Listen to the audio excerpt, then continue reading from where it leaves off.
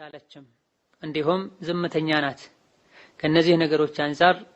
ልወዳት አልቻልኩም ምስቴ በዲኗ ደህና ናት ግን በስራ ልታግዘኝ አልቻለችም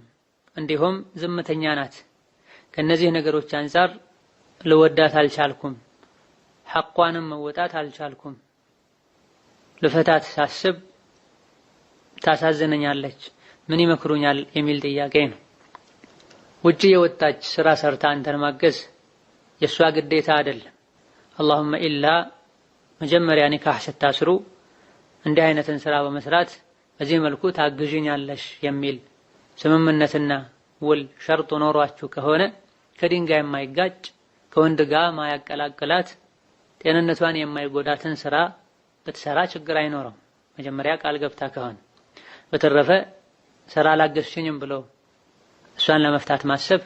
ተገቢና አስፈላጊ አይደለም እሷን መበደል ነው የሚሆን ወንዶች ናቸው ሰርተው ማምጣት ማብላት ያለባቸው ሆኖም አስፈላጊ ሆኖ ከተገኘና ባል ከተቸገረ ከሴት ልጅ ጠቢዓ ባህሪ ጋር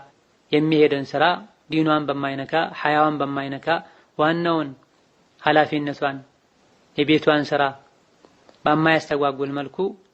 ብታግዝ ችግር አይኖርም ይሄ አስፈላጊ ሆኖ ሲገኝ ሴት ልጅ ከቤት ስትወጣ ብዙ የሚገጥሟት ችግሮች አሉ ዝምታውን በተመለከተ ብዙ ከማውራትና በንግግር ሊመጡ ከሚችሉ ችግሮች ዝምታ የተሻለ ነው ከሐዲስም አንፃር ብናየው ዝምታ ኸይር ነው ጥቂቶች እንጂ አያደርጉትም ነው ያሉት ነብዩ